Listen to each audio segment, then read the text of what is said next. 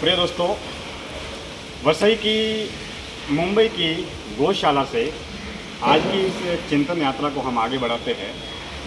जीवन के आसपास जीवन, यानी कि जिस तरीके से हमारा मानवीय जीवन है, उस मानव के जीवन की तरह ही हमारे आसपास पशु पक्षी, जीव जंतु, जानवर, कीड़े मकोड़े, गाय घोड़े, बैल बकरे, कुत्ते, इनका भी जीवन है। जिस तरीके से हमारा जीवन है, उसी तरीके से पशु पक्षी, जीव जंतु, जानवरों का भी जीवन है।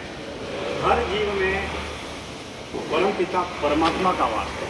हमारे संत कहते हैं, शास्त्र कहते हैं, हर जीव में शिव है। और हमारे ग्रंथ कहते हैं वसुधैव कुटुंबकम, यानी कि हम जब कोई भी दर्द होता है, दुख होता है, तो हम बोल सकते हैं जुबान के माध्यम से, वाणी के माध्यम से या विचारों के माध्यम से हम अपनी अभिव्यक्ति कर सकते हैं। लेकिन धरती पर जितने भी पशु पक्षी, जीव जंतु, जानवर हैं, वो भले गाय हो, घोड़ा हो, कुत्ते हो, बिल्ली हो, बकरे हो, चिड़िया हो, वो अपने दर्द को बोल नहीं सकते हैं।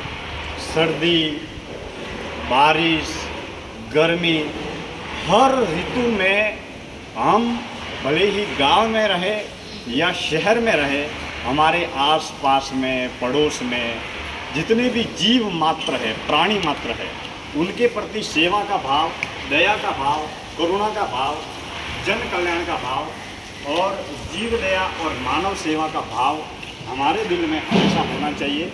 और जीव दया मानव सेवा के अनमोल कार्य करते हुए हमें जीवों की सेवा और सुरक्षा के लिए प्रयत्न भी करना चाहिए।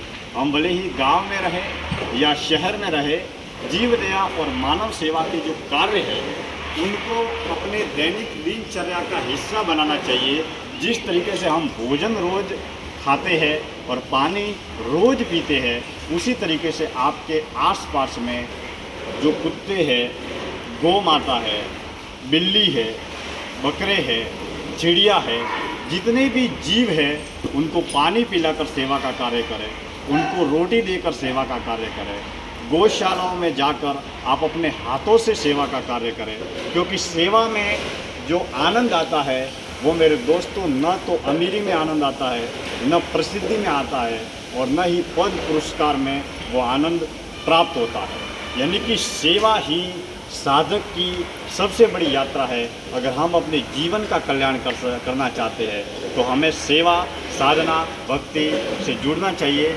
और एक और बात, इस महानगर मुंबई के वसई में स्थित सनातन गौशाला से कहने जा रहा हूँ कि सेवा के बदले साधक या ईश्वर के उपासक के मन में, मस्तिष्क में, दिल में, दिमाग में सेवा करते हुए कुछ भी पाने का भाव जब खत्म हो जाता है, जब सेवा करते हुए हमें न तो नाम चाहिए, न धन चाहिए, न पद चाहिए, न पुरस्कार चाहिए, और न ही सेवा के बदले हमें पुण्य चाहिए, यानी कि सेवा के बदले कोई भी किसी भी रूप में कुछ भी नहीं चाहिए, प्रत्यक्ष या अप्रत्यक्ष रूप से, तब साधक के मन में, दिमाग में सेवा के प्रबल भाव का जन्म होता है, तब सच्ची सेवा का जन्म होता है।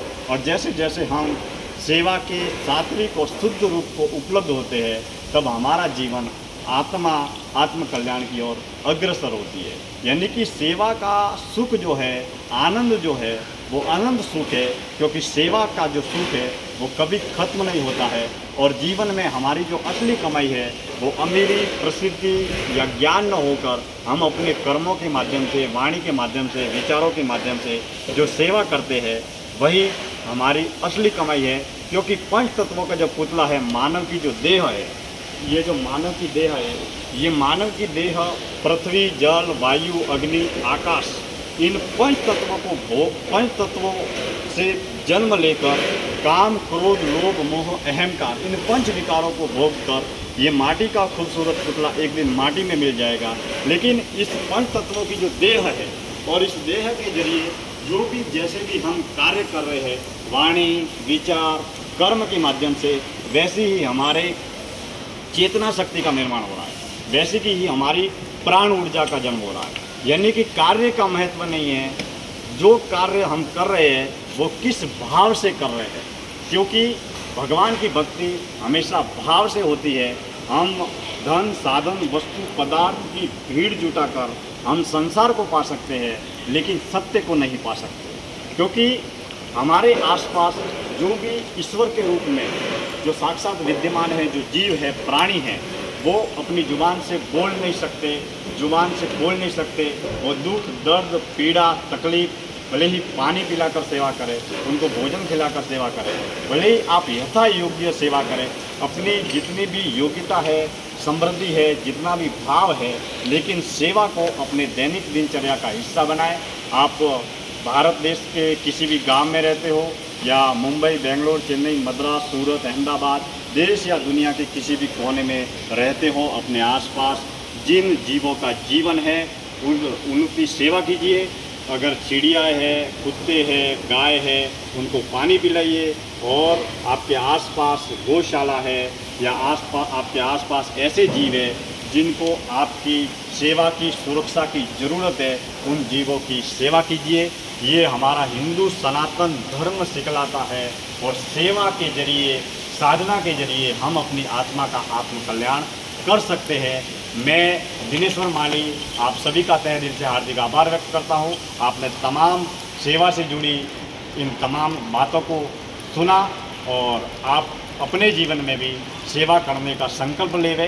सेवा के साथ में मैं ये कहना चाहूँगा कि आप कभी इस बात की गलतफहमी में न रहे कि हम बुजुर्ग होने पर सेवा करेंगे या बूढ़े होने पर सेवा करेंगे, क्योंकि बूढ़े होने पर हमारी ऊर्जा, समय, जीवन खत्म हो जाएगा, और जैसे ही बुढ़ापा आता है तब हम न तो भक्ति कर पाते हैं और न ही सेवा कर पाते हैं। जिस तरीके से हम भोजन रोज़ करते हैं, जिस तरीके से हम भोजन रोज़ ग्रहण करते हैं और पानी रोज पीते हैं, उसी तरीके से सेवा, भक्ति और साधना को अपने दैनिक दिनचर्या का हिस्सा बनाएं। और जितना ही आप अपने ऐसे सात्विक कार्यों को, सच्चे कार्यों को दैनिक दिनचर्या का हिस्सा बनाएंगे, उतना ही आपका जीवन सफल होगा, सक्षम होगा, और आप अपने जीवन में आगे बढ़ पाएंगे। महानगर मुंबई के वसई में स्थित सनातन गौशाला से गायों की सेवा करते हुए मैं आज की इस चिंतन यात्रा को यहीं पर विराम देता हूँ। बहुत बहुत धन्यवाद। मैं दिनेश्वर माली आप सबका खूब खूब आभार व्यक्त करता हूँ।